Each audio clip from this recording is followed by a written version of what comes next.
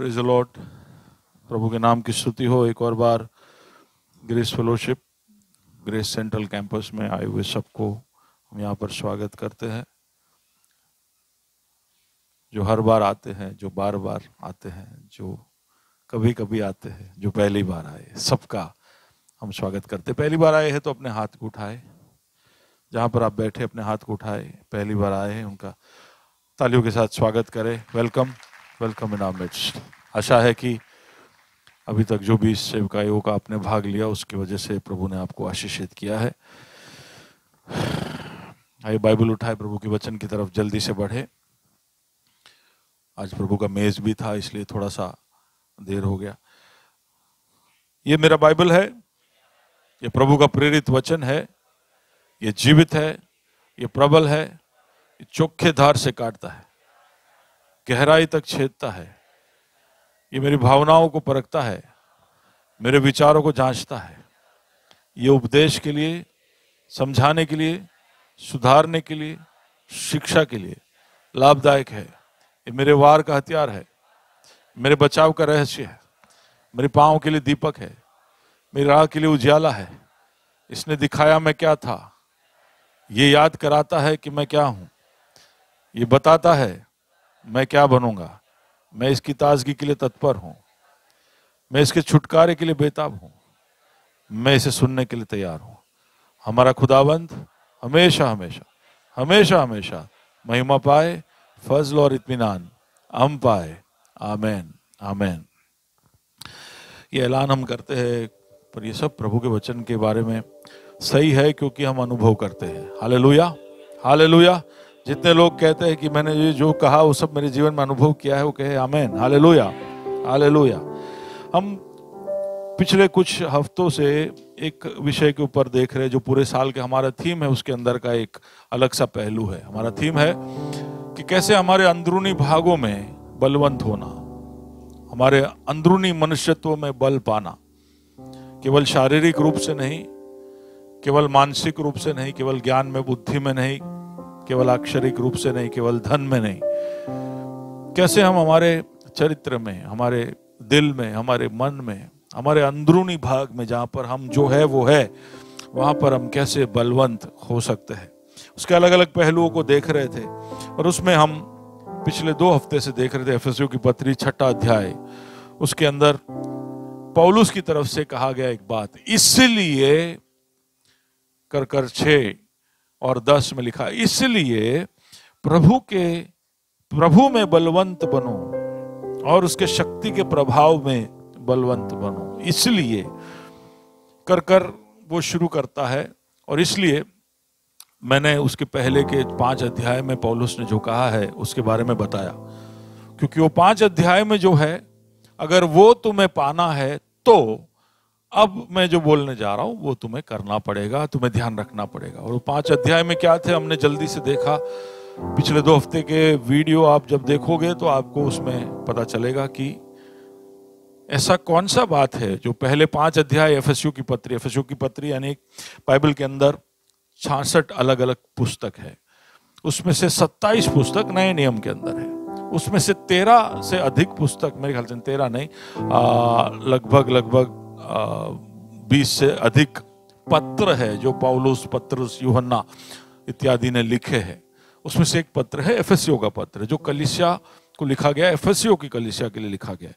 और उसके अंदर पहले 5 अध्याय में वो याद दिलाता है कि जो कोई यीशु मसीह कौन है वो पहचान कर, वो क्यों आया था, उसके जीवन से, उसके मौत से, उसके सीख या सिखाने से क्या लाभ होता है, वो सब प्राप्त कर अपनी असली औकात को, हालत को पहचानता है।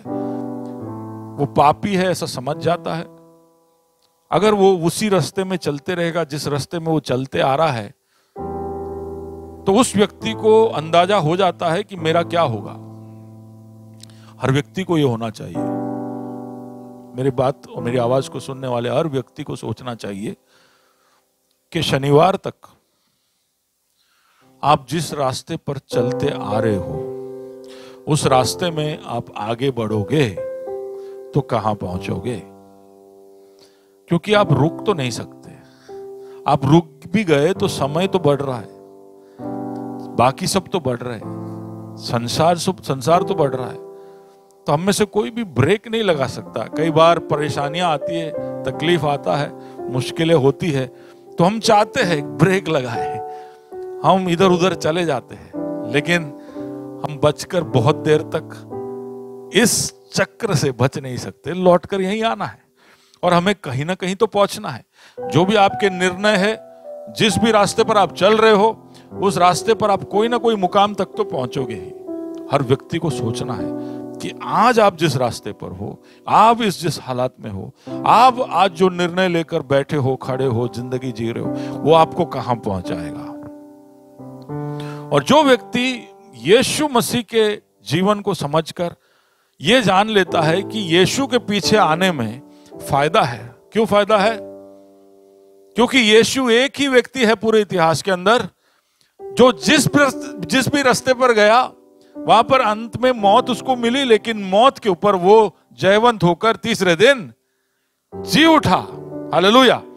एक ही नाम इतिहास में जो ऐसा एक अंजाम देता है। बाकी सब बड़े बड़े कार्य कर कर समाप्त हो जाते हैं, उनकी कहानी समाप्त हो जाती है, उनके कब्र, उनके याद में बनाए गए निशान हम दुनिया के अलग अलग जगहों पर देख सकते हैं, शायद नहीं भी देख सकते हैं। लेकिन यीशु मसीह एकमात्र ऐसा पात्र है जिसके रास्ते के अंजाम में, एंड में कोई एंड नहीं है।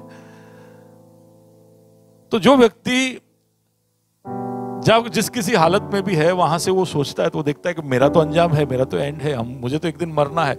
और इस तरह, जिस तरह से मैं जी रहा हूं, जिस तरह से मैं सोच रहा हूं, जिस तरह से मैं बोल रहा हूं, जिस तरह से मेरी जिंदगी है, आज अगर मैं मर जाऊं तो मेरी क्या हालत होगी, वो पहचान लेता है। वो यीशु के साथ अपनी तुलना कर समझ जाता है कि इसके पीछे आने में फायदा है। जो ऐसा करता है, पौलुस कहता है, उसको केवल उद्धार नहीं मिलता, उसको एक नया दर्जा मिलता है। आमीन। एक नया दर्जा।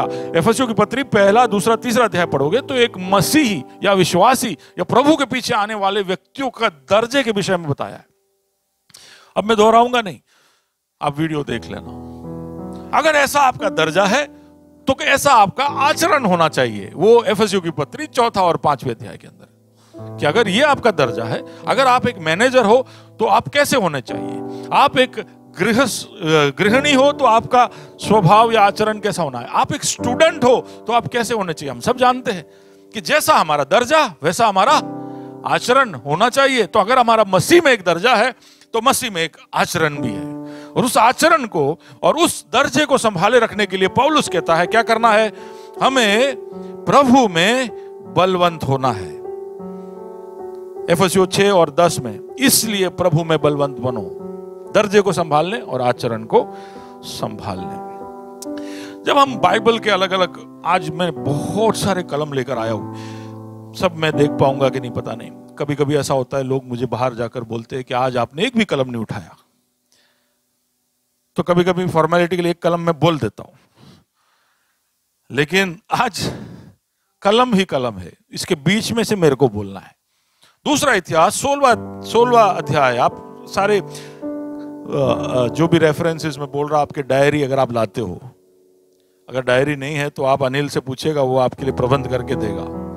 हाँ, वो दाढ़ी वाले नहीं, आज वो मूछ वाले हैं। इतिहास, दूसरा इतिहास 16 उसके 9 में इस तरह से लिखा है, देख यहोवा की दृष्टि सारी पृथ्वी पर इसलिए फिरती रहती है। बहुत ही अनोखा एक वचन है। यहोवा की दृष्टि सारी पृथ्वी पर इसलिए फिरती रहती है कि जिनका मन उसकी ओर निष्कपट रहता है, उनकी सहायता में वो अपनी सामर्थ्य को दिखाए। प्रभु देखता रहता है कि किसका मन उसकी तरफ निष्कपट है, उसके लिए वो अपनी सामर्थ्य को दिखाना चाहिए। He wants to display his strength। अगर तू सही है, निष्कलंक है, निष्कपट है, मेरी नजर में तू परिपक्व है, तो प्रभु कहता है कि मैं मेरा सामर्थ तेरे लिए और तुझे दिखाऊंगा। तो ये तो हम जानते हैं, प्रभु का स्वभाव है, वो हमेशा अपने सामर्थ को हमारे लिए दिखाना चाहता है। लेकिन जब हम भजन संहिता में आते हैं तो वहां पर इस तरह से लिखा है भजन संहिता 18 उसका 32 में कि ये वही परमेश्वर है जो सामर्थ्य से मेरा कमर बंद बांधता है और मेरे मार्ग को सिद्ध करता है। तो यानी एक ऐसा परमेश्वर को हम देखते हैं जो अगर हम सही है तो अपने सामर्थ्य को हमारे लिए दिखाता है। दूसरा, वो हमें सामर्थ्य से बांधता है, हमारे कमर को बांधकर हमारे सामर्थ्य को बढ़ाता है। जो फिलिपियों में नए नियम के अंदर इस तरह से पौलुस कहता है 4:13 में कि जो मुझे सामर्थ्य देता है यीशु मसीह, जिसमें उसमें मैं सब कुछ कर सकता हूं। आप लोग हो मेरे साथ? एक ऐसा परमेश्वर जो सामर्थ्य दर्शाता है, प्रदर्शन करता है, और एक ऐसा परमेश्वर जो हमें सामर्थ्य देता है। उसके बीच में पौलुस कहता है कि तुम बलवंत बनो। आप समझ पा रहे हो इसमें क्या है? अरे परमेश्वर जब सामर्थ्य दिखा रहा है, परमेश्वर जब मुझे बल दे रहा है, तो उसके बीच में मुझे अलग से बल अपने आप में लाने की क्या जरूरत है? ऐसा एक सवाल हो सकता है। कई बार हम इसी तरह जीते हैं कि प्रभु है ना, वो अपना सामर्थ्य दिखाएगा हमारी परिस्थिति में, मेरे परेशानी में प्रभु दिखाएगा, वो मुझे बल देगा। बराबर है, आपका बात सही है, लेकिन हमारा भी एक उत्तरदायित्व है कि हम कुछ करें जिससे हम बल पाए। ये केवल परमेश्वर के ऊपर छोड़ने वाला एक काम नहीं है कि वो हमें बल देता रहे, कि वो अपने सामर्थ्य को दिखाता रहे। हमें भी बल पाना है। तो उसका मतलब है कि हमें हमारे मनों को तैयार करना है बलवंत होने के लिए। हमें खुद से बात करना है, हमें हमारे दिल से कहना है कि कमजोर ना हो, बल प्राप्त कर। जैसे दाऊद खुद से बात करता, हे मेरे मन यहोवा को धन्य कहता था, स्तुति करने के लिए वो अपने आप को याद कराता था। ठीक उसी तरह हमको भी अपने आप को याद कराना, हे मेरे मन बलवंत हो जा। आप हो मेरे साथ? क्या कहना है? हे मेरे मन, हे मेरे दिल बलवंत हो जा। ओके, प्रभु में बलवंत हो जा का मतलब क्या है, उसकी ओर आज हम गौर करेंगे। और ये संदेश का जो तीसरा भाग है, उसके साथ आज का ये संदेश मैं समाप्त करने की कोशिश करूंगा कि प्रभु में बलवंत होना यानी क्या। पहले दूसरे महीने से हम ये विषय को देख रहे हैं कि प्रभु में बलवंत होना यानी, या अंदरूनी भागों में बलवंत होना यानी क्या। तो हमने देखा कि कैसे हम वचन के साथ भिड़कर अपने आप को बलवंत कर सकते हैं। ये तो हमने देखा, एंगेजिंग विद द वर्ड। फिर हमने देखा आराधना में लीन होने से हम कैसे बलवंत हो सकते हैं।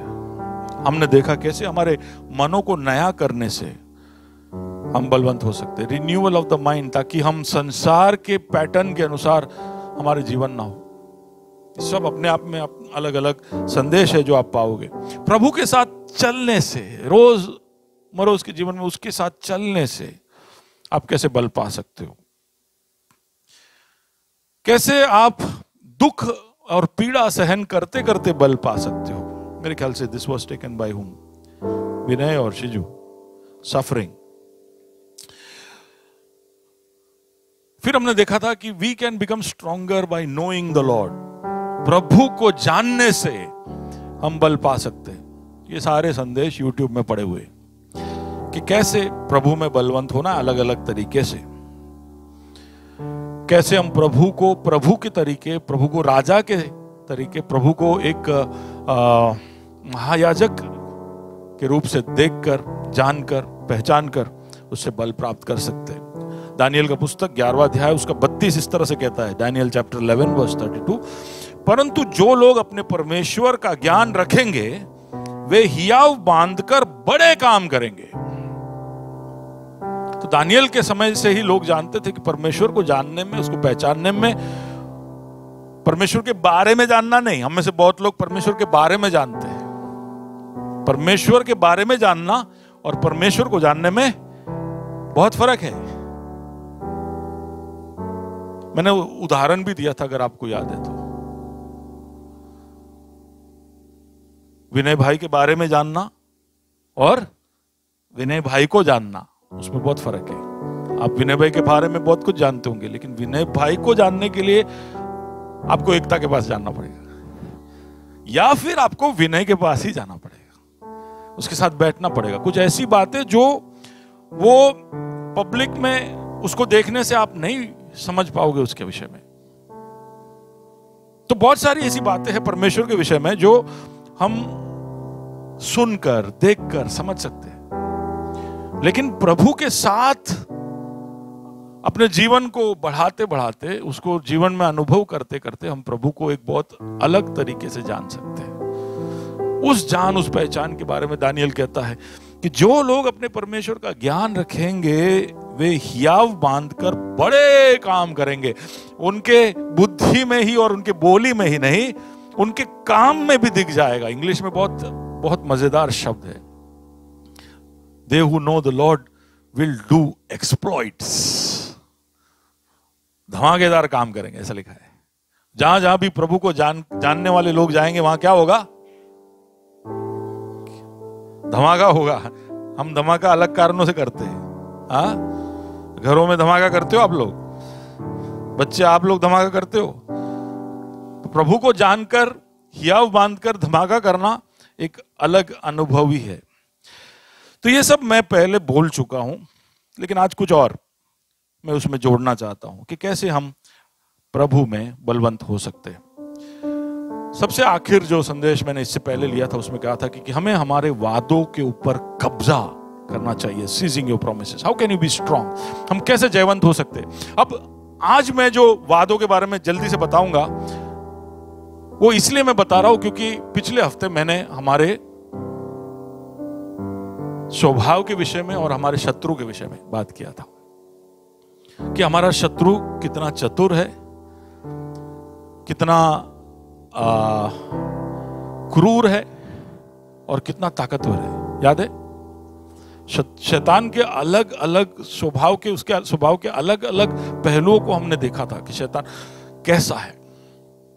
जब वो इतना क्रूर है, जब वो इतना चालाक और चतुर है, जब वो इतना सामर्थ्यशाली है, जब उसका एक बहुत बड़ा ऑर्गेनाइजेशन है जिसके द्वारा वो हम पर अटैक करता है, हम पर हावी होने की कोशिश करता है, तो और हम ऊपर से हम भी कमजोर हैं, हमारा स्वभाव भी ऐसा है कि जल्दी से हारने के लिए तैयार हो जाते हैं। तो इसलिए मैं कुछ और वादे जल्दी से आपके ध्यान में लेकर आना चाहता हूं जो हमारे शत्रु के ऊपर जय पाने के लिए हमारी मदद करेगा। तो अगर आप अपने आप को कमजोर पाते तो कुछ वादे जो हम सीज कर सकते हैं, स्ट्रेंथन्ड बाय द प्रोमिसेस। एक तो ये 1 कोरिन्थी 10 और उसका 13। ये मेरे ख्याल से हर व्यक्ति को अपने बाइबल में बहुत ही बड़े अक्षर में अंडरलाइन या बड़े पेन को लेकर या कोई स्केच पेन को लेकर अंडरलाइन कर लेना चाहिए। ये हमेशा याद रखना चाहिए। 1 कोरिन्थियंस 10:13 कितनों को पता है? जवान लोग, आपको तो सबको पता होना चाहिए। खोलो खोलो, चलो बाइबल खोलो, या फोन है तो उधर वो पेज खोलो, खोलो, देखो क्या लिखा है। कौन पढ़ेगा? वहां से कोई पढ़ेगा?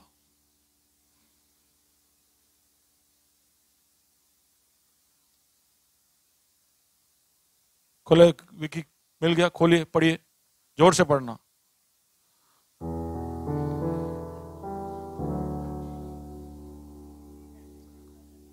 धीरे धीरे से बोलना ताकि मैं भी पीछे पीछे बोल सकूं। अब जोर से बोलो।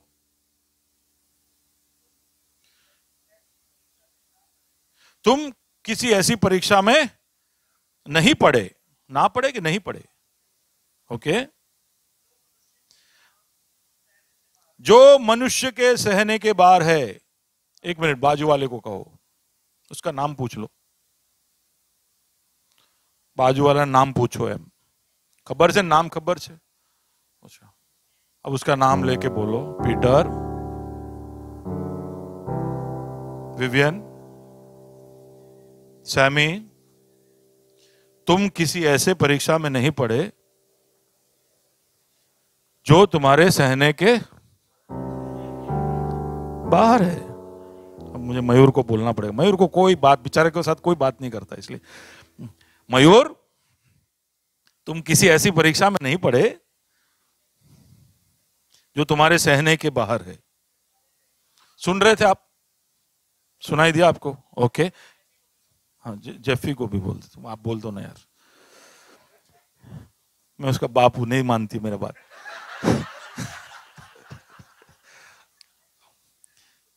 अब सुनिए आगे, देखिए क्या लिखा है। और परमेश्वर विश्वास योग्य है कि वह तुम्हें सामर्थ से बाहर परीक्षा में ना पड़ने देगा। परमेश्वर क्या है? जोर से बोलिए, परमेश्वर क्या है? परमेश्वर विश्वास योग्य है, वो तुम्हारे सामर्थ से बाहर तुम्हें परीक्षा में पड़ने ना देगा। अच्छा, तो आपको परमेश्वर पर भरोसा है? तो प्रभु का वचन कहता है कि तुम कभी भी ऐसे परीक्षा में नहीं पड़ोगे जो तुम्हारे सहन के। हम बोलते हैं ना कि ना ना, आज तो नहीं सहन था, तू मेरे से नहीं सहन हो रहा है, ये परीक्षा का मैं सामना नहीं कर सकता, ये मेरे से बड़ा है। बोले वो तो पौलुस था, हूं तो नहीं पौलुस, मैं नहीं सहन कर सकता। पर वो कह रहा है कि तुम्हें सामर्थ से बाहर परीक्षा में पड़ने ना देगा, क्योंकि वो सबसे पहले परीक्षा भेजने से पहले आपको आके जांचता है, आपको देखता है कि इसका कैपेसिटी कितना है। आपको जांचता है, प्रभु जानता है कि आप कितना झेल सकते हो। अब मैं इधर ये स्पीकर उठा के इसके सर पे रख दूंगा क्या? रखूंगा क्या? क्यों? क्योंकि मैं उठा नहीं सकता। पर मैं उठा भी लूं तो भी उसके सर पे नहीं रखूंगा। क्यों? क्योंकि मैं जानता हूं कि वो इतना भार नहीं उठा पाएगी। तो हम इंसान भी जानते हैं कि किसको कितना भार देना चाहिए। टीचर लोग भी जानते हैं कि किसको कैसा सवाल पूछना चाहिए। हम बहुत ध्यान रखते हैं। हर व्यक्ति को अपने बल के हिसाब से हम उसको काम देते हैं। घर पे ऐसा करते हैं, सोसाइटी के अंदर ऐसा करते हैं, नौकरी के स्थानों में हम जब किसी को कार्य देते तो हम देख लेते हैं कि इसकी लायकात, इसकी काबिलियत कितनी है। पहले हम परखते फिर उसको काम देते। तो हम क्या परमेश्वर से ज्यादा बुद्धिमान है कि परमेश्वर जब हमें कोई भी आजमाइश में भेजेगा तो हमारे कैपेसिटी के बाहर भेजेगा? पौलुस कहता है कभी नहीं, तुम्हें कभी भी ऐसे परीक्षा में नहीं डालेगा जो तुम्हारे सामर्थ्य के बाहर है। अब सुनिए, वो एक तो सामर्थ्य से, आपके सामर्थ्य से कम परीक्षा आपको देगा। यानी अगली बार जब परीक्षा आपके सामने आए तो आपको खुद से क्या कहना है? सामर्थ्य परीक्षा मुझ में तुझसे ज्यादा ताकत है। अब हो, मेरे साथ हो, जब परीक्षा आए तो आपको क्या कहना है? परीक्षा जब आपसे कहे कि देख ले, खोल ले साइट, घर पे तो अकेला है, कोई नहीं देखेगा, भेज ले ये फॉरवर्ड, किसी को समझ में नहीं आएगा, बोल दे ये गाली, कोई चर्च का आजू बाजू में नहीं है। परीक्षा आपको कहेगा ये सब कर ले, लेकिन तब आपको परीक्षा को क्या जवाब देना है? मुझ में ज्यादा सामर्थ है, मेरे सहन के बाहर की परीक्षा में वो मुझे नहीं डालेगा, वरन परीक्षा के साथ निकास भी करेगा। यानी वो द्वार भी दिखाएगा, एक द्वार। हमारे हर परिस्थिति के अंदर, बाजू वाले को कहिए, एक दरवाजा है।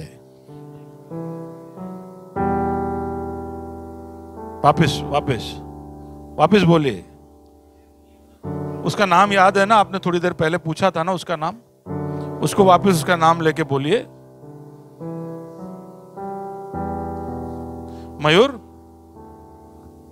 मयूर के स्टूडियो में तो एक ही दरवाजा है मयूर, लेकिन तेरी परीक्षा में भी एक ही दरवाजा है। एक दरवाजा है, वो एक निकास जो प्रभु ने रख छोड़ा है। हमारे हर परिस्थिति में प्रभु एक निकास छोड़ता है। यानी पहले वो एग्जिट ढूंढता है, एग्जिट किधर है, फिर वो हमें परीक्षा। आप देखिए, दो चीजें जो प्रभु हमारे हर परिस्थिति में परखता है, एक तो हमारी काबिलियत, दूसरा एग्जिट किधर है, बचने का रास्ता। ये दोनों तैयार हो फिर आजमाइश हमारे तरफ आती है।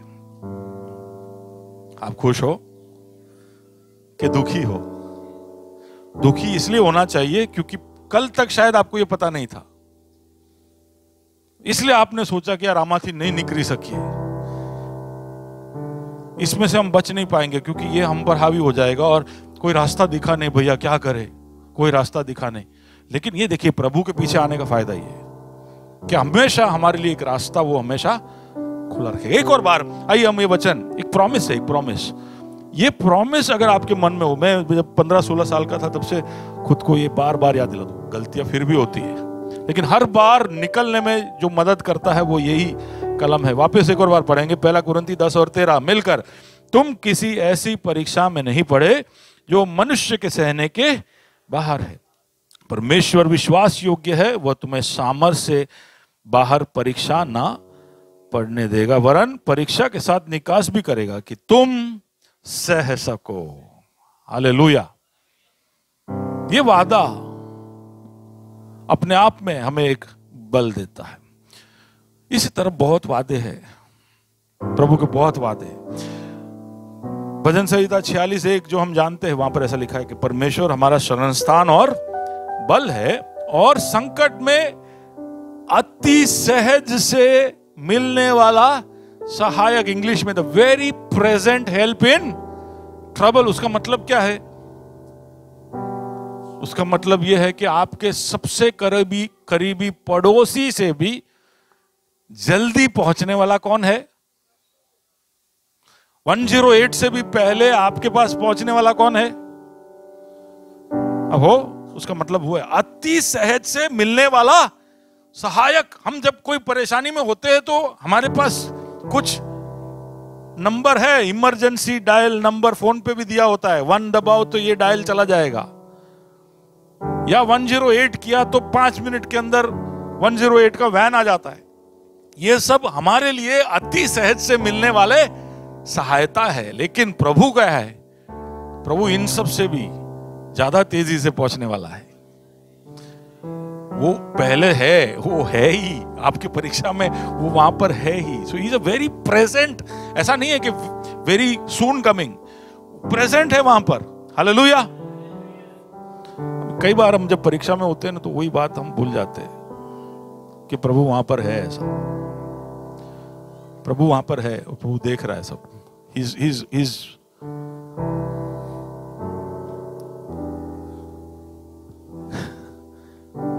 कौन है? अब बाजू वाले को बताइए। मैं नहीं, प्रभु। God is watching you.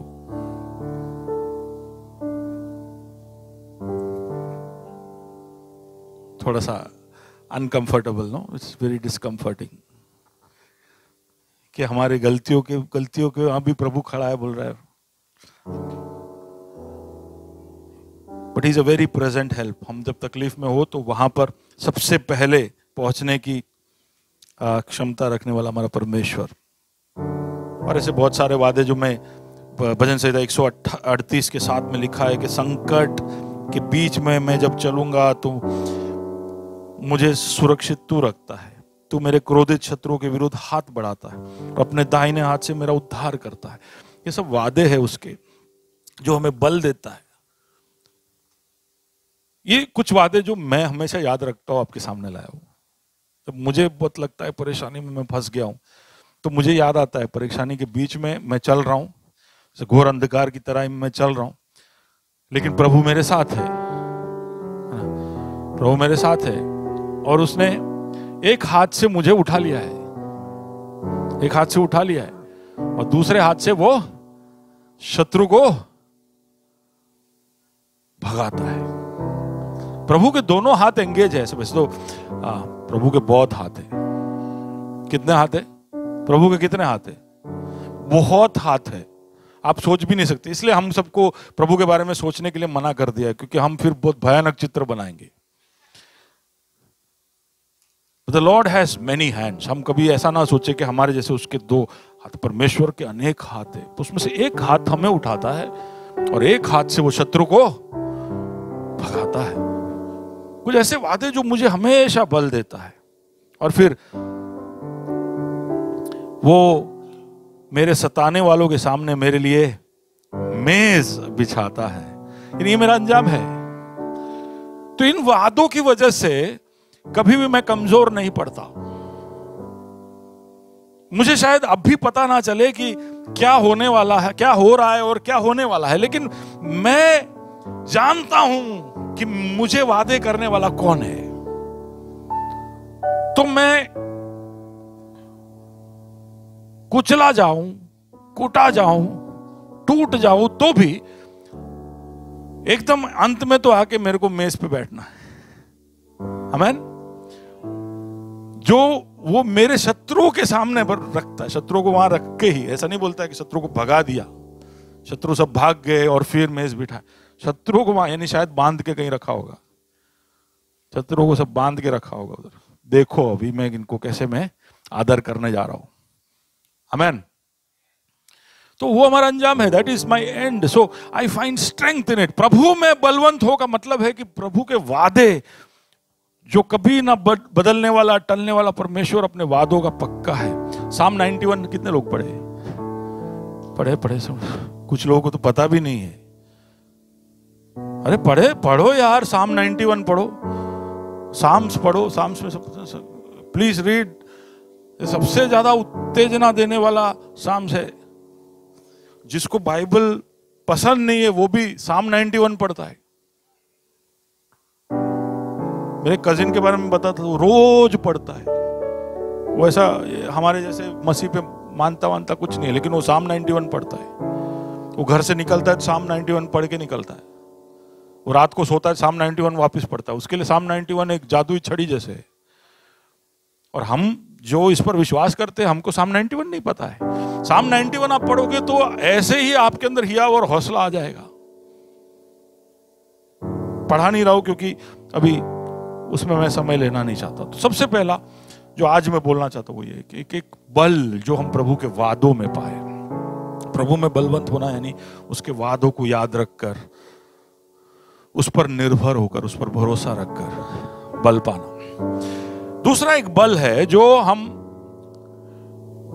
एक मोरल स्ट्रेंथ जो हम ये याद कर कर पा सकते हैं कि मेरा प्रभु मेरे जैसे ही एक इंसान के शरीर में आया था और उसने सारी परीक्षाएं, जिस तरह की परीक्षाएं मैं झेलता हूं उसने झेला था, और झेल कर उसने उसके ऊपर विजय प्राप्त किया था। कि मेरा यीशु कभी 6 फुट का था या उससे छोटा था, पता नहीं। मिडिल ईस्टर्न कोई बोलते हैं कि 5 फुट 6 इंच, 5 फुट 60 इंच का होगा।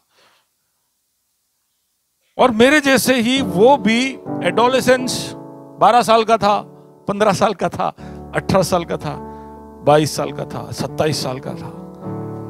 ये सारी उम्रों में जो अलग अलग तरह की परीक्षा, उसमें से वो गुजरा था और वो पाप पर जयवंत हुआ था। वो यीशु अब मेरे साथ है। वो यीशु, उसने तो किया ही था, पर उसने कहा कि वो हमेशा मेरे साथ है। तो जिसने ये क्यों हम लोग कोच को क्यों रखते हैं या ट्रेनर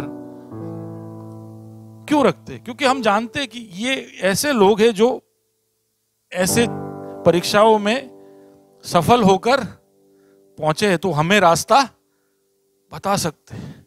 टीचर क्यों रखते हैं हम, कोच क्यों रखते हैं? इसलिए ट्रेनर क्यों रखते हैं, क्योंकि हम जानते हैं कि ये लोग जीत चुके हैं, वो हमारे साथ हमें बताते रहते हैं क्या करना है, सब बताते रहते। वो यीशु जिसने खुद जय पाया है, वो अब हमारे साथ है। वही नहीं, उसने कहा कि मैं पवित्र आत्मा दूंगा जो तुम्हें बल देगा। और वही नहीं, पौल कहता है कि ये पवित्र आत्मा जो हमारे साथ है वो हमारे शरीर के अंदर बदलाव लेके आता है। मन और दिल नहीं, शरीर को भी बदलता है। आप समझ रहे हो? बहुत पावरफुल बात है ये। हमारे पापमय शरीर के अंदर वो बदलाव लेकर आता है, उसके स्वभाव को बदलता है। तो ये सब बातें जो यीशु को जो उपलब्ध था वो हमें भी उपलब्ध है। यीशु खुद हमें लिए उपलब्ध है। वो अगर मुझे याद रहे हमेशा, तो अपने आप ही मुझे एक बल मिलता है। यही हुआ चेलों के साथ। चेले यीशु को रोज देखते थे, लेकिन फिर भी जब उसको पकड़वाया गया तो ऐसा भागे जैसे कि उनका भी उसी वक्त खत्मा हो जाएगा। भागे और 3 दिन तक वो दिखाई नहीं दिए। फिर कब दिखाई दिए? जब यीशु खुद जी उठा, फिर वो दिखाई दिए। अब यीशु को उन्होंने देख लिया, एक ऐसे यीशु को जिसने केवल मौत पर नहीं पाप पर भी जय पाया है। और वो यीशु कहा कि मैं अब दुनिया के अंत तक तुम्हारे साथ हूं। तो उन्होंने देख लिया यीशु के अंदर क्या हुआ है, यीशु ने क्या हासिल किया है, यीशु क्या कर सकता है, और वो यीशु हमारे साथ है। तो हम देखेंगे कि पेंटिकोस्ट के दिन के बाद से उनका या उसके पुनरुत्थान के बाद से ही इन लोगों का स्वभाव बदल गया, उनका रुख बदल गया। वो हमेशा उस जयवंत, उस जीवित यीशु को अपने सामने देखने लगे।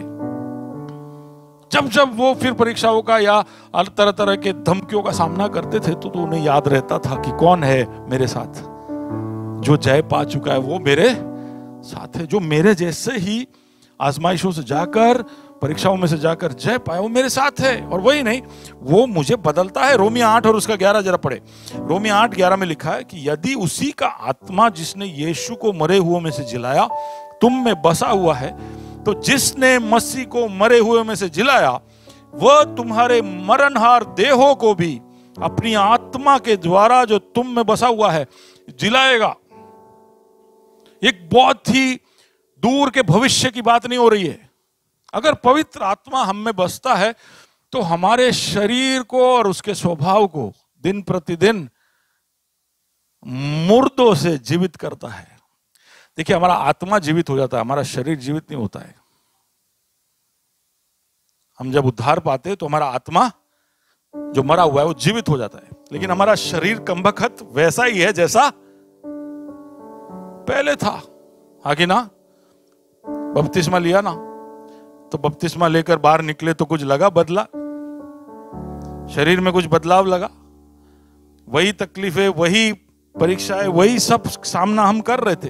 फर्क इतना पड़ा कि अब एक दूसरी आवाज बहुत जोर से सुनाई दे रही है जो पहले नहीं सुनाई देती थी। पर शरीर तो वैसा के वैसा ही कपटी और छल करने वाला है। लेकिन पवित्र आत्मा हमारे शरीर के स्वभाव को बदलता है। अब हो मेरे साथ? लेकिन आप वो रोमी 8 और 11 में है, उसके पहले रोमी 8 में बहुत सारी चीजें लिखी है, बाद में वो 11 तक आता है। तो पहले तो मन का परिवर्तन, दिल का परिवर्तन, और फिर पवित्र आत्मा शरीर पे काम शुरू करता है। गहरी बात है। अगर आप सोचना चाहो तो सोच सकते हो, पढ़ना चाहो तो पढ़ सकते हो। इसलिए पत्रोस कहता है कि ऐसा एक दिन आएगा जब तुम नहीं गिरोगे, यानी उस तरफ तुम बढ़ सकते हो। जब दूसरा पत्रस 1 अध्याय पढ़ते हो उसमें ऐसा लिखा है कि तुम्हारे बुलाहट को तुम पक्का करो, and make sure that you do not fall, कि तुम गिरोगे नहीं, कभी भी गिरोगे नहीं। ऐसे एक स्वभाव तक तुम जा सकते हो, you can Aspire for it. कैसे होता है वो? पवित्र आत्मा के द्वारा। वो पवित्र आत्मा तुम्हें बल देगा, तुम्हारे स्वभाव को बदलेगा। वो सारी चीजें जो तुम्हें पहले कमजोर कर देती थी, भैया मैं देखता हूं तो मेरे घुटने ढीले हो जाते हैं, मेरा दिल पिघल जाता है, ऐसा सब होता है कभी कभी कुछ कुछ लोगों को देखकर, कुछ कुछ सिचुएशंस में। ये सब हमें कमजोर कर देते हैं। लेकिन प्रभु हमारे उस स्वभाव को बदल सकता है, पर धीरे धीरे कर कर बदलेगा। तो वो एक प्रभु में बलवंत होना, यानी एक मॉरल स्ट्रेंथ जो यीशु मसीह के विटनेस से हम प्राप्त कर सकते हैं, वो है। तीसरा, प्रभु में बलवंत होना, यानी आज मैं जो कहना चाहता हूं वो ये है कि एक ऐसा ताकत है जो हमें प्रभु में अधीन होने से प्राप्त होता है। A strength that comes from submission। याकूब का पुस्तक 4 अध्याय उसका 7वां कलम जब पढ़ते उसमें लिखा है कि परमेश्वर के अधीन हो जाओ और शैतान का सामना करो तो वह तुम्हारे पास से भाग जाएगा। The strength that comes from his promises, उसके वादों से एक ताकत मिलती है। यीशु मसीह के जीवन और उसके उदाहरण से हमें ताकत मिलती है। अधीन होने से ताकत मिलती है। ये वही अधीनता है जो यीशु मसीह ने गत्सेमने की वाटिका में दिखाया था। वहां पर हम देखते हैं पूरा वो प्रार्थना कर रहा है, बड़े पीड़ा में से जा रहा है। हम जब मेडिटेशन देख रहे थे इसके ऊपर, तब हमने देखा 2 हफ्ते पहले कि यीशु कह रहा है कि इतना मुझे दर्द हो रहा है जैसे कि मेरा जान अभी निकल जाएगा। ऐसा लिखा है बाइबल में, मेरे को इतना दर्द हो रहा है कि मुझे लग रहा है कि मेरा जान निकल जाएगा। उस एग्रेसिव पेन, उस पीड़ा के बीच में वो कहता है कि प्रभु अगर हो सके तो ये कटोरा, ये प्याला मेरे सामने से हटा दे, लेकिन फिर भी मेरी इच्छा नहीं तेरी इच्छा पूरी हो। एक ऐसा दर्द जो वो झेल नहीं सकता था, पर उसके बीच में एक अधीनता, एक समर्पण। वहां पर ऐसा लिखा, लूका इस तरह से कहता है, लूका 22 और उसके 42 और 43 में, हे पिता यदि तू चाहे तो इस कटोरे को मेरे पास से हटा ले, फिर भी मेरी नहीं परंतु तेरी ही इच्छा पूरी हो। और अगले कलम में इस तरह से लिखा है, तब स्वर्ग से एक दूत उसको दिखाई दिया जो उसे सामर्थ्य देता था। अधीनता के तुरंत पीछे सामर्थ्य, ये जुड़वा है। बाजू वाले को कहिए, जुड़वा है।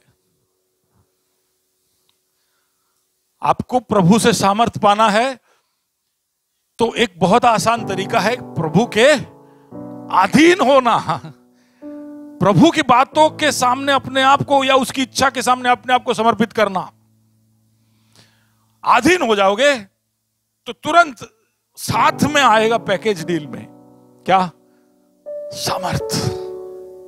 स्वर्गदूत तब तक नहीं आया, लेकिन यीशु ने कहा कि मेरी इच्छा नहीं तेरी इच्छा हो, तो तब स्वर्ग से एक दूत उतरकर उसे सामर्थ्य देता है। वैसे तो वो अपने दोस्तों को, अपने चेलों को लेके गया था कि थोड़ा बल मिले, लेकिन वो लोग सब क्या कहे?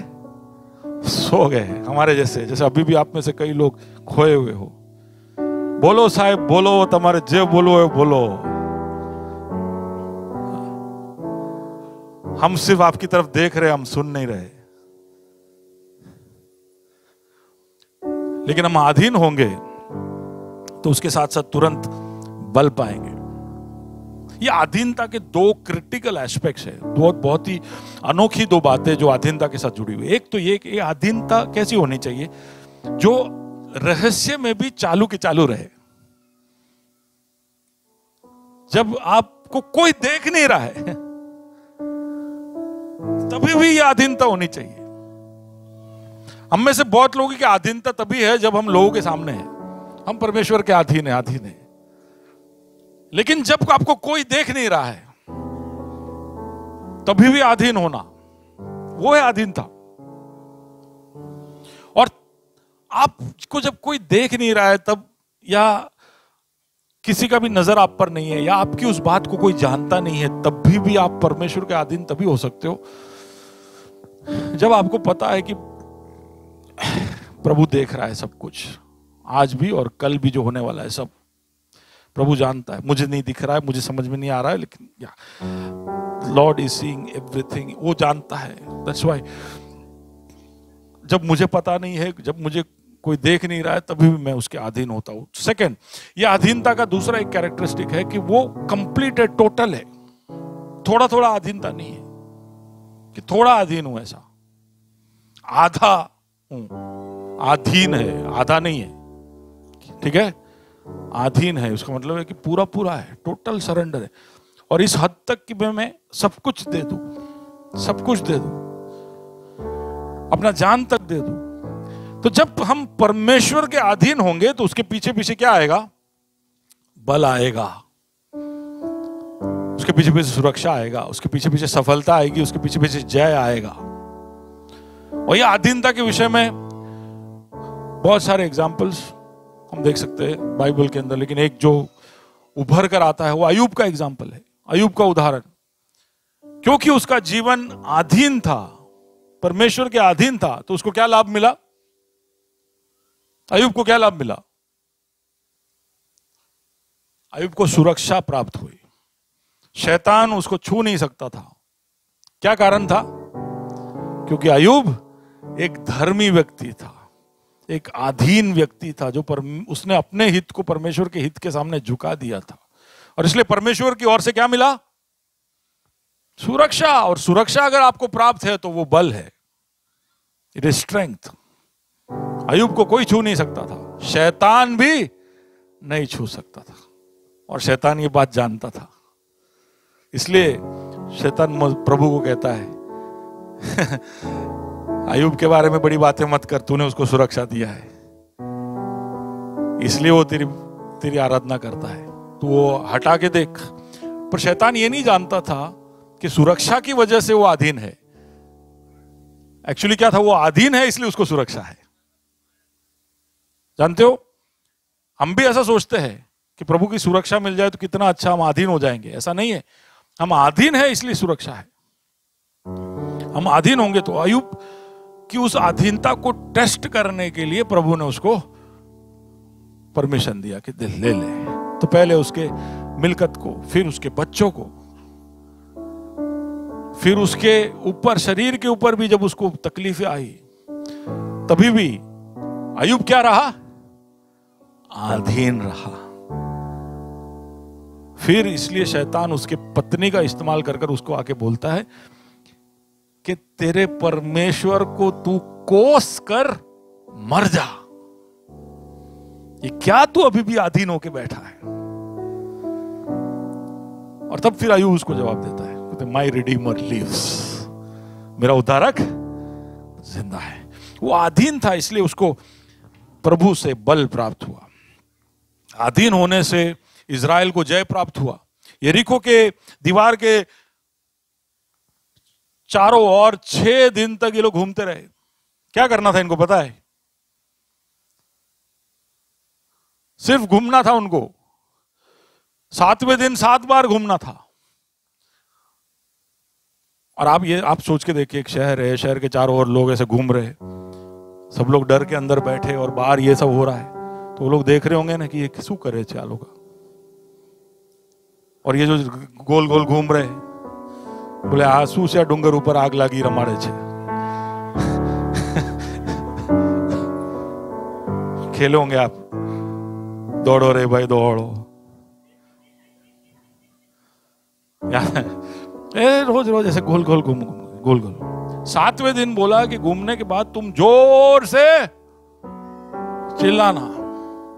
मैं ऐसा कोई इंस्ट्रक्शन आपको दूं कि आप जाओ पार्किंग में 6 बार घूम के आओ, 6ठी बार आवाज करना, आप लोग जाने का तो बात दूर, यहां ही आवाज शुरू कर दोगे।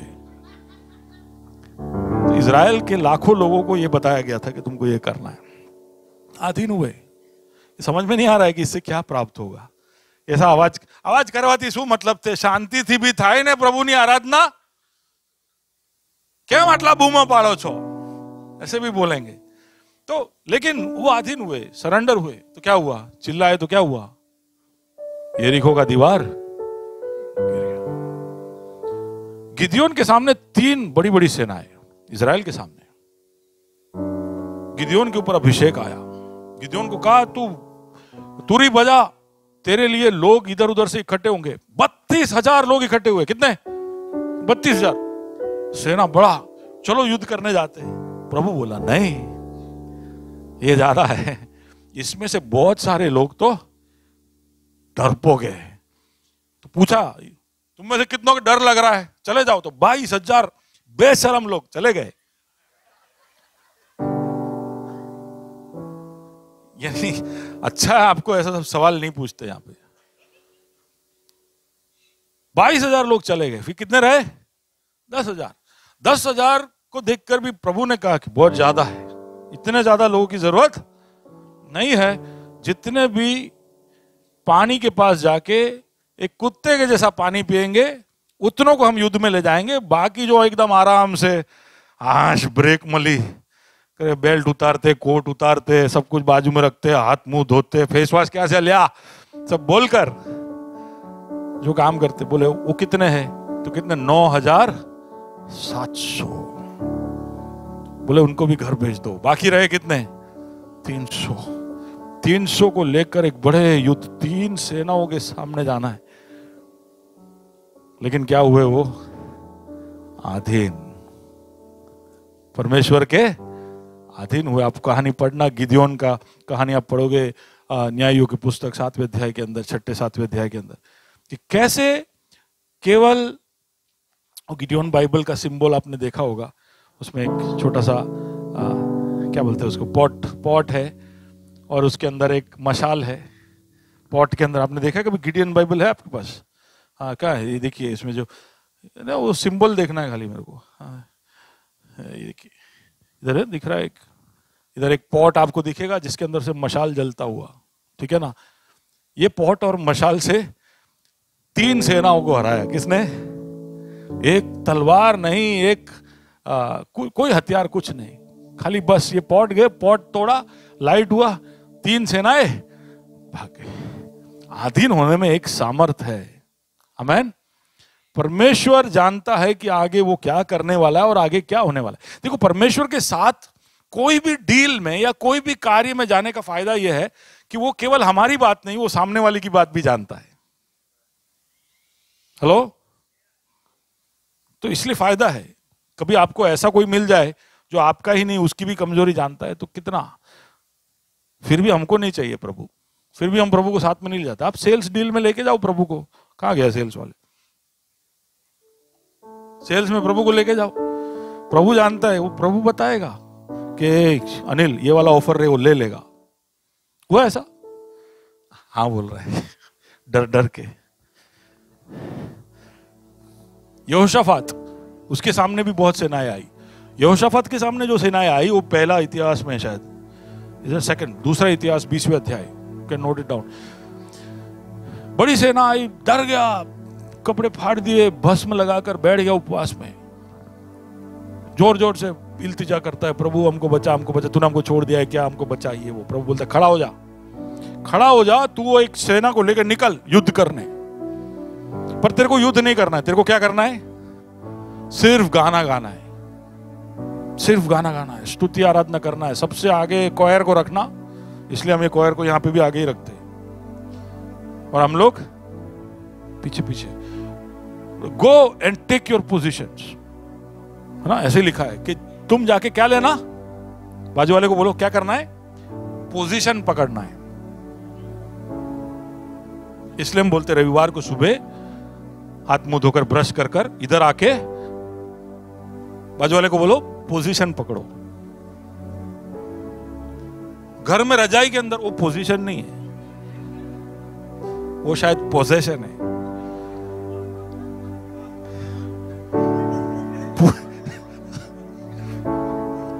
पोजीशन यहां पकड़ना है। ओके?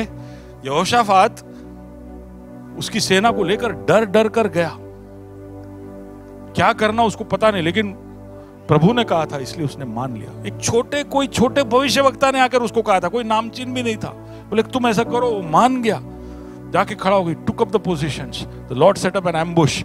वो अंदर अंदर झगड़ कर वो युद्ध का, वहां पर ऐसा लिखा है कि तू डर मत, क्योंकि युद्ध किसका है? यहोवा का है। The battle is the Lord's.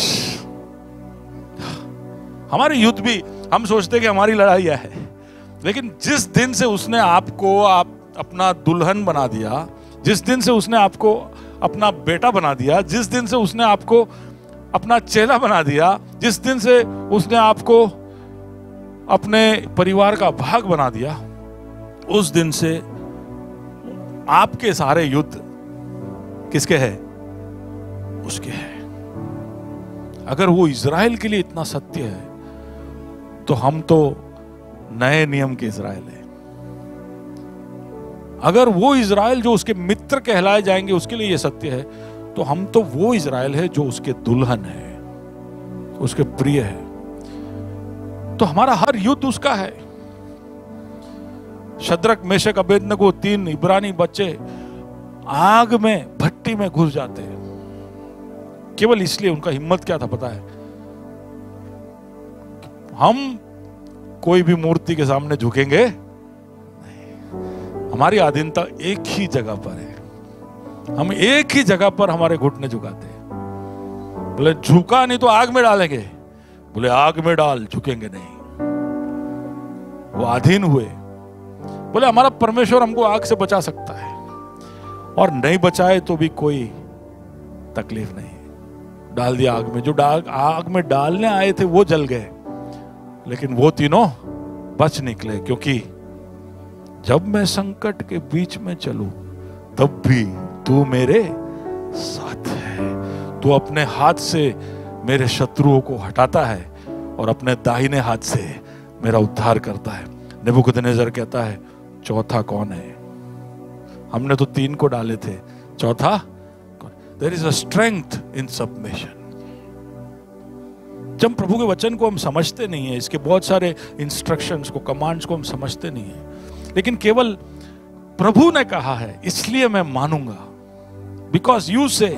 पतरस ने कहा, क्योंकि तू कह रहा है मैं जाल बिछाऊंगा। मैं पूरी रात मेहनत कर कर आया हूं, मैं थक गया हूं, मुझे एक भी मछली नहीं मिला, लेकिन क्योंकि तू कह रहा है। और फिर हम जानते क्या हुआ, उन्होंने इतनी मछली पकड़ी कि 2 नाव में भी भरकर वो नहीं समा सके। एक ऐसा ताकत, प्रभु में बलवंत होना यानी केवल उसके विश्वास, उसके वादों पर नहीं, केवल उसके कहानी को याद कर कर नहीं, उसके सामने अपने आप को अधीन कर कर भी एक ऐसी बल हमें प्राप्त होती है जो हमें सफलता और विजय की तरफ लेकर जाता है। एक ऐसा बल जो प्रभु में जो अधिकार है उसकी वजह से हमको मिलता है। Strength from authority. देखिए, प्रभु को मुर्दों में से जिलाया तो केवल उस पाताल से, उस नरक से, या उस ग्रेव, कब्र से उठाकर उसको केवल पृथ्वी पर लाया नहीं। ओके, एफेसियों की पत्री 1 अध्याय पढ़ोगे तो उसे लिखा है कि पवित्र आत्मा ने उसको कब्र में से उठाकर केवल पुनर्स्थापित, उसको स्वर्गीय स्थानों में उठा लिया, जहां पर परमेश्वर का सिंहासन है, वहां पर उसको बिठाया और स्वर्ग और पृथ्वी पर सारा अधिकार उसको दिया। किसको दिया? ये बाइबल कहता है स्वर्ग और पृथ्वी पर सारा अधिकार किसके पास है? सबसे ऊंचा नाम किसका है? अब हम क्या है? अब पौलुस की भाषा देखोगे ना तो पौलुस ऐसा कहता है कि उसने हमको उसके संग वारिस बनाया है। हम प्रभु यीशु के संग के वारिस है। जितना जैसे मेरे पापा के मिलकत के अंदर मेरे और बहनों का हिस्सा है, वैसे ही मेरे स्वर्गीय बाप के मिलकत में यीशु का, और यीशु को सारा अधिकार दिया है, तो उसका एक छोटा सा पीस मुझे भी मिला है, क्योंकि मैं उसका दुल्हन हूं, मैं उसका शरीर, मैं उसका संतान हूं, मैं उसका लोग हूं, मैं उसका बुलाया गया हूं, मैं उसके द्वारा उद्धार पाया हूं। तो एक अधिकार। और पौलुस तो इस तरह से कहता है जैसे कि यीशु को वो सब हमारे लिए ही दिया था। लगभग भाषा ऐसी है। एफएसी 1 का उसका 22 जब आप पढ़ोगे तो ऐसा लिखा है, सब कुछ उसके पांवों तले कर दिया और उसे सब वस्तुओं पर शिरोमणि ठहरा कर कलीसिया को दे दिया। ऐसा लगता है जैसे कि कलीसिया के लिए ही यीशु को उठाया। पौलुस का भाषा ऐसा नहीं है, क्योंकि वो तो पहले से ही, अनंत काल से ही परमेश्वर है, तो उसको अलग से अब उठाने की जरूरत नहीं थी। लेकिन जो कार्य परमेश्वर ने सिद्ध किया, पूरा किया, उसके अंदर ऐसा लगता है जैसे कि उसको सारा अधिकार इसलिए दिया क्योंकि कलीसिया को उसको फायदा हो, कलीसिया को उसका फायदा हो। सारा अधिकार यीशु को इसलिए दिया है ताकि उसका फायदा हमको मिले, क्योंकि वो अनंत काल से सब चीजों पर अधिकारी, वो तो सृष्टि करता है, लेकिन मरकर जी उठकर उच्च स्थानों में ले जाकर फिर अधिकार देने का मतलब वो सिर्फ हमारे वास्ते है। तो ऐसा अधिकार का चाबी हमारे पास है। We have that kind of access. उतना अधिकार किसको दिया है? हमको दिया है। देखो कितना हिम्मत भी नहीं होता ये सब बोलने में। हमारा शत्रु क्या है? चतुर है, क्रूर है, ताकतवर है। उसके पास एक बहुत बड़ा सेना है और वो पूरा ताकत लगाता है। एक गरजते हुए सिंह की नाई कैसे भी कर हमको फाड़ खाए, हमें खत्म कर दे। उसका दिमाग ऐसा चलता है। तो इसलिए प्रभु सामने से हमारे लिए रास्ते खोलता है और हमारे लिए ये सारे प्रबंध करता है। उसने हमें क्या दिया है? अधिकार। बाजू वाले को बोलो, क्या दिया है? फिर भी हमें सिर्फ उसका धिक्कार ही चाहिए। हम एक दूसरे को धिक्कार ही दिखाते रहते हैं। धिक्कार नहीं बोल, बाजू वाले बोले धिक्कार नहीं, अधिकार। वापस वापस वापस एक दूसरे को बोलो, धिक्कार नहीं। He gives us authority. Okay. FSc 4 उसके हाथ में लिखा है। एफएससी 4 उसके हाथ में लिखा है, इसलिए वह कहता है, वह ऊंचे पर चढ़ा और बंदियों को बांध ले गया और मनुष्यों को दान दिए। दान दिए यानी हम इसको डिजर्व नहीं कर सकते, हम इसको हम कभी भी ऐसे नहीं बन सकते कि ये सारा अधिकार हमको मिले, लेकिन उसका दान है, ये ऑटोमेटिक हमारे पास आया। क्या है? लूका 10:19 में कहता है कि मैं तुम्हें सांपों और बिच्छुओं को रौंदने का और शत्रु की सारी सामर्थ पर अधिकार दिया है और किसी वस्तु में तुम्हें कुछ हानि। क्या लिखा है? शत्रु की सारी सामर्थ पर अधिकार दिया है। अधिकार है। वैसे तो अधिकार हमारे राष्ट्रपति के पास भी है, हमारे राज्यपाल के पास भी है, लेकिन सत्ता चलाता कौन है? आज इंडिया का सबसे ताकतवर अधिकार किसके पास है? बोलिए। वैसे टेक्निकली ऑन पेपर किसके पास है? भारत के राष्ट्रपति के पास है, लेकिन चलाता कौन है देश को? ऐसे ही हम सब क्या है? बाजू वाले को बोलो, प्रेसिडेंट नहीं। भारत ना तो प्रेसिडेंट नहीं ना, भारत के प्रेसिडेंट जैसा नहीं बनने का हमको कि खाली अधिकार से हमारा पास है, सामर्थ न थी। Many of us have authority, no power.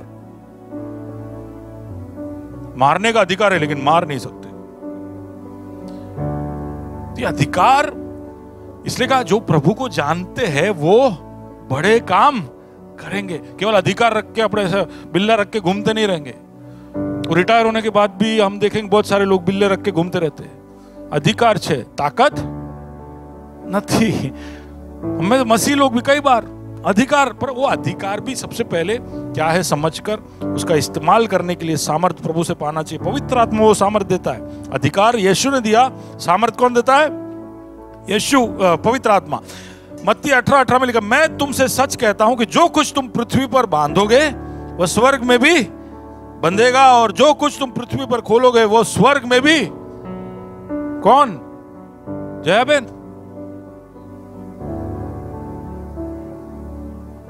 आप पृथ्वी पे बांधोगे तो किधर बंध जाएगा? हम इधर कुछ बांधते हैं तो हमारे घर में दूसरे किसी के वहां भी कुछ बनता नहीं है। हम कुछ बांधते हैं तो इसको मैं टाइट बांधता हूं तो ये बनती नहीं है। वो मेरी छोटी वाली बहुत बांधने की कोशिश करता हूं, लेकिन मुझे ऐसा लगता है कि वो मेरे से 4 पीढ़ी आगे है। तो घरों के अंदर इस तरह से बनता नहीं। पति पत्नी को देख के बोलते यार आप बनती नहीं। ये सब है, लेकिन ऐसा सामर्थ्य कि हम पृथ्वी पे बांधे और स्वर्ग में बांधा जाए। ज्योति बहन, पृथ्वी पे बांधोगे तो, अरे विश्वास है क्या? सोनल, पृथ्वी पे खोलोगे तो, यानी ऐसे बंधन है जो, इसलिए तो एक दूसरे के लिए हमको दुआ करना चाहिए। किसी को आप बंधनों में देखते हो तो आपको अधिकार दिया है कि वो पृथ्वी पे आप खोल दो। अगर आपको खुद पे इतना भरोसा नहीं है तो एक और को लेके जाओ, एक और को लेके जाओ। 2 जन मांगेंगे तो वो तुम्हारे लिए, मराठी में बोलो तो दिया जाएगा। ओके? 2 जन मांगोगे तो मिलेगा, दिया जाएगा। ऐसा है, वचन है। तो हमको भरोसा नहीं होता इसके लिए। यह अधिकार है हमारा कि हम जो खोलेंगे वो, वहां पे स्वर्ग में लोग राह देख के बैठे कि आज आ कहीं खोले से। तो हम हमारे जीवन की कोठड़ियां खोल रहे होते हैं, हमारे जीवन के पुस्तक के ही डोरिया खोल रहे होते हैं। बोले यार आने शू खोलवानु कीधु ने आ शू खोले छे, इसको क्या बांधने को बोला और ये क्या बांधता है। पर हमारा अधिकार समझकर हम जो बांधेंगे वो आप समझिए कि क्या किधर कैसा मूवमेंट है कि इधर आपने ऐसा हिलाया। और मैं जब ये एनी डेस्क पहली बार देखा ना तो मैं परेशान हो गया कि ये कैसा है यार, कैसा अजीब सा चीज है। मैं कभी कभी पीटर के साथ एनी डेस्क करता हूं, तो पीटर वहां से लॉग इन होता है, मैं यहां से लॉग इन होता हूं, थोड़ी देर के अंदर, थोड़ी देर के बाद पीटर कहां बैठा है, तू कहां बैठता है यार, गोता में कि राजकोट में? ज्यादातर तो तू राजकोट में बैठता है। और उस चेयर पे तू कहां बैठता है?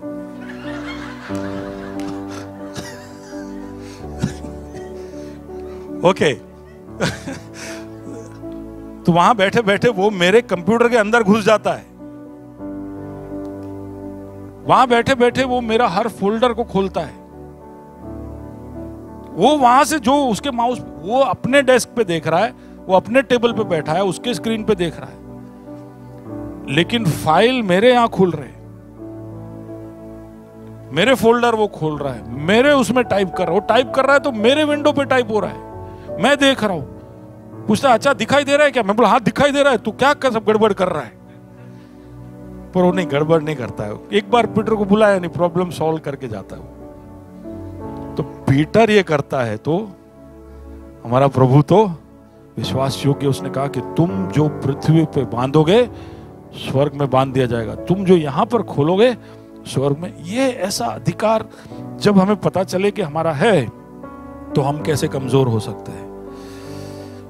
पहला यूहन्ना 4:4, हे प्रिय बालकों तुम परमेश्वर के हो और उन आत्माओं पर जय पाए हो, क्योंकि जो तुम में है वो उससे जो संसार में है बड़ा है। तुम में जो है वो संसार में है उससे ज्यादा बड़ा है। तुम में जो है वो संसार में है उससे, वापस बोलिए, मुझ में जो है वो संसार में जो है उससे बड़ा है। आमीन। तो क्यों डरना? प्रभु में बलवंत हो जाओ और उससे शक्ति के प्रभाव में एक ऐसा एक बल हमें मिलता है जो ये जानकर कि हम एक बहुत बड़े गुट के भाग है ना, एक बड़े आर्मी के भाग है। हम अकेले नहीं, हमारे आजमाइशें अकेले अकेले में होती होगी, लेकिन ये हम सबके साथ होती है। कोई है ऐसा जिसको बोलता है कि शैतान ने ये पिछले हफ्ते मुझे परेशान नहीं किया? सबको परेशान किया। अच्छा किसको परेशान किया? हाथ उठाए। अब्राहम आपको परेशान नहीं किया? शैतान ने परेशान नहीं किया? नहीं, पर छोटा छोटा परेशानी। हाँ वो थोड़ा सा कंट्रोल थोड़ा गुस्सा आया हुआ, ओके। हाँ, सबको किया। जैसा आपको परेशान नहीं, शैतान आपके पास ही नहीं आता है। हाँ ओके, परेशान हम सबको किया ना, हम सबको किया। तो कई बार हमको ऐसा लगता है कि सिर्फ हमारे साथ ऐसा हो रहा है, हम अकेले हैं, लेकिन हम देख रहे चारों तरफ कि सबके साथ हुआ है। एक बार सब घूम घूम के देख लो सबको, ये सबके साथ हुआ। सब एक दूसरे को देख लो, जरा जहाँ बैठो जरा पीछे मुड़ के देख लो, सबका चेहरा देख लो, इसके साथ भी हुआ, इसके साथ भी हुआ, इसके साथ, सबके साथ हुआ। ये सबके साथ हुआ है, सबके साथ हुआ है। मेरे को भी देखो, मेरे साथ भी हुआ है। यानी उसका जो युद्ध है वो हम सबके साथ है। हालांकि वो जब मेरे साथ युद्ध करने आया तो तब मैं अकेला था, लेकिन हम सबके पास आया है। तो वो एक बात की उसका युद्ध केवल मेरे साथ नहीं, हम सबके साथ है। इसलिए प्रभु बोलता है इकट्ठे हो जाओ। कभी कभी तुम देखोगे, एक दूसरे को देखोगे और किस तरह से वो अपनी लड़ाई को जीत रहा है, तो उसकी लड़ाई की जीत को देखकर तुम्हें, या तुम्हारी लड़ाई को जीत को देखकर उसे, हम सब एक ऐसे युद्ध में है जिसमें इंडिविजुअली हम फाइट कर रहे, लेकिन हम सब मिलकर भी फाइट कर रहे, और हम एक बैनर के नीचे फाइट कर रहे, है ना। एक ही ध्वज के नीचे खड़े रहकर, एक ही झंडे के नीचे खड़े रहकर हम फाइट कर रहे। अब युद्ध में जाओ तो भी ऐसा ही है, युद्ध में जाओ तो भी हर सिपाही सामने वाले एक सिपाही के साथ फाइट कर रहा होता है, उसका बैटल इंडिविजुअल चल रहा होता है, लेकिन दो सेनाओं के बीच में युद्ध हो रहा होता है। तो एक ऐसा ताकत हमें मिलता है ये जानकर कि हम कौन से सेना के हैं। हमें एक बड़ी सेना के भाग है, एक ऐसी सेना जिसके विषय में प्रभु कहता है रोमियो 8 और उसके 31 में। तो हम इन बातों के विषय में क्या कहें? यदि परमेश्वर हमारी ओर है तो हमारा विरोधी कौन हो सकता है? कौन हो सकता है? हमारा, है ना? तो एक कॉर्पोरेट क्लेम है हम सब के लिए, यानी हम जो लड़ाई लड़ रहे हैं ना वो हम सब के ऊपर हो रहा है, और इसलिए इसमें जीत भी हम साथ में मिलकर प्राप्त कर सकते हैं। कौन हमारे ओर आ सकता है? और जैसे मैंने पहले कहा, यहोशाफात के युद्ध में, युद्ध तुम्हारा नहीं परमेश्वर का है। भजन संहिता 108:13 में इस तरह से लिखा है कि परमेश्वर की सहायता से हम वीरता दिखाएंगे, हमारे शत्रुओं को वही रौंदेंगे। अब ये सब के अंदर हम बोले हम। इसलिए मसीह जब भेजता भी था ना चेलों को, तो वो अकेले अकेले नहीं भेजता था, वो दो दो में भेजता था। दो, उसने वादा भी इस तरह से किया कि 2 या 3 मेरे नाम से एकत्रित होंगे, वहां पे मैं। इसलिए अकेले अकेले किसी को वीरता दिखाने की जरूरत नहीं दिखाना चाहिए।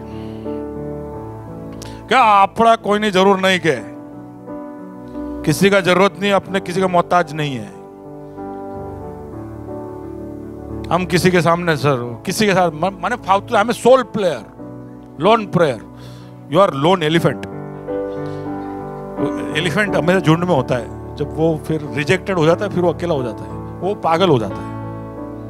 अकेले बंदर को देखा है, अहमदाबाद में देखा होगा, एक बंदरों का झुंड होगा, उसके पीछे पीछे एक मेल मंकी होगा जो अकेला अकेला आता है, बड़ा डेंजर होता है वो, सारा नुकसान वही करता है। बाजू वाले को बोलो लोन बंदर नहीं,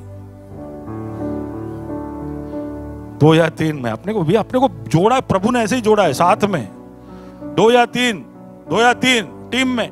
हम 1000 को भगाएगा तो 2 10,000 को भगाएगा। 2000 नहीं है, मैथमेटिक्स ही बदल जाता है, मैथमेटिक्स बदल जाता है। 1 अगर हम 1000 को कर सकते हैं तो 2 10,000 को, मल्टीप्लीकेशन है 3, अभी भूल गए सब मैथ्स, 3 लाख उसी रेशियो से जाए तो 3 लोग लाख को, अभी उस तरह का पावर मल्टीप्लीकेशन है हमारा। किसका? प्रभु की सेना का। इसलिए वो कहता है हम शत्रुओं को वही रौंद देंगे, शत्रु जहां आएगा वहीं रौंद देंगे, उसे सब पीछे हमको धकेलेगा फिर हम रौंद देंगे नहीं, वो आए वहीं रौंद देंगे।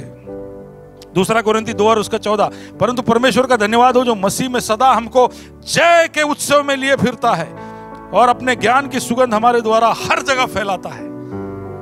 हालेलुया! जय के उत्सव में ले जाने वाला एक ऐसा triumphant procession in the Lord. Isaiah 54:17, जितने हथियार तेरे हानि के लिए बनाए जाए उनमें से कोई भी सफल ना होगा, जितने लोग मुद्दई होकर तुझ पर नालिश करे उन सभी से तू जीत जाएगा। I am just closing.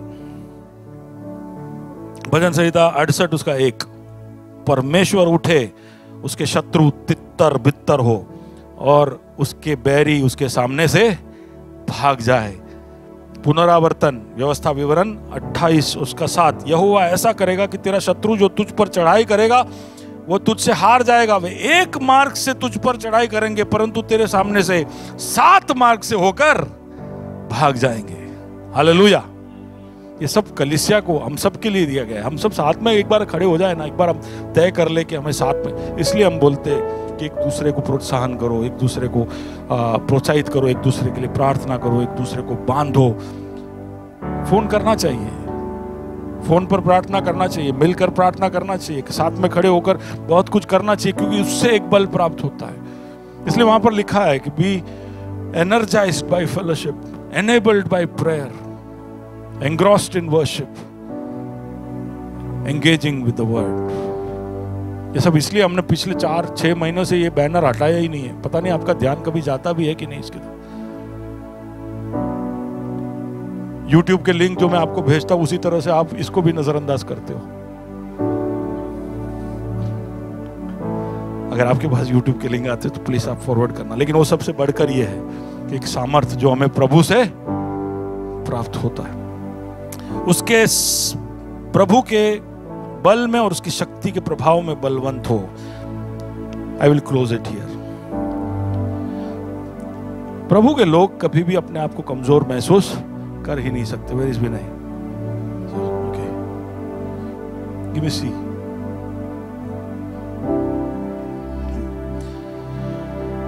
एक क्षण हम जरा प्रभु के सामने जाए, मस्तकों को नमाए और कहे, प्रभु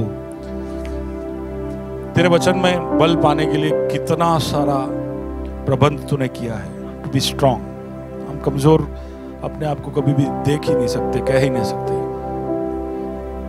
प्रोमिसेस तेरे वादे हैं, तेरा उदाहरण है हमें बल देने के लिए।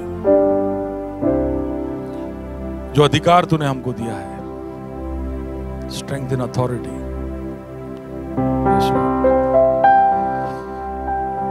There is so much there. Oh yes, Jesus. हम तुझ में बल पाए शत्रु को हराने के लिए, जैसे तूने किया प्रभु जी, ऐसा हम करें। हमारी मदद करना प्रभु जी। तू हमारे साथ है इसलिए धन्यवाद। पवित्र आत्मा हमारे अंदर है इसलिए धन्यवाद। एक क्षण लेंगे हम, बगल में जो इसके लिए प्रार्थना करेंगे, प्रभु तू उसको बल देना, तेरी शक्ति के प्रभाव के अनुसार बलवंत होने के लिए उसकी तू मदद करना। शत्रु उसको हराए नहीं। हमने देखा कि तू हमें ऐसी कोई भी परीक्षा में नहीं ले जाएगा जो हमारे सहन के बाहर हो, पर उसमें तू एक निकास देता है ताकि हम उसको सह सके, तभी ताकि हम उस पर जयवंत हो सके। युद्ध जो भी हम लड़ते हैं वो हमारे नहीं तेरे है। हम में जो है वो संसार में है उससे बड़ा है। हमारा कौन सामना कर सकता है? हमारे सामने आने वाले हर हथियार व्यर्थ और असफल हो जाएंगे। हम शत्रु को जब हमारे ऊपर प्रहार करते वहीं पर हम रौन देंगे। Hallelujah, hallelujah. ये सारी बातें, ये सारे अधिकार, ये सारे सामर्थ जो तू हमारे अंदर और हमारे द्वारा दिखाना चाहता है तेरे महिमा के लिए, उसके लिए हम प्रभु जी कार्यशील हो जाए, उसके लिए हम कारण बन जाए। होने दे। किसने था सोचा कि ऐसी दया मिलेगी हमको भरपूरी से। युगों का राज महिमा को छोड़ मेरे शर्म और गुनाह। किसने था सोचा, किसने था अपने स्थानों में खड़े हो जाए कि ऐसी मिलेगी हमको भरपूरी से। युगों का राज महिमा को छोड़ अपनाया मेरे शर्म और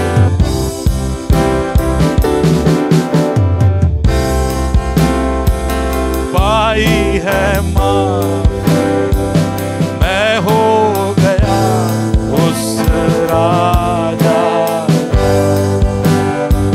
सुंदर मसीह अब मैं हूँ तेरे।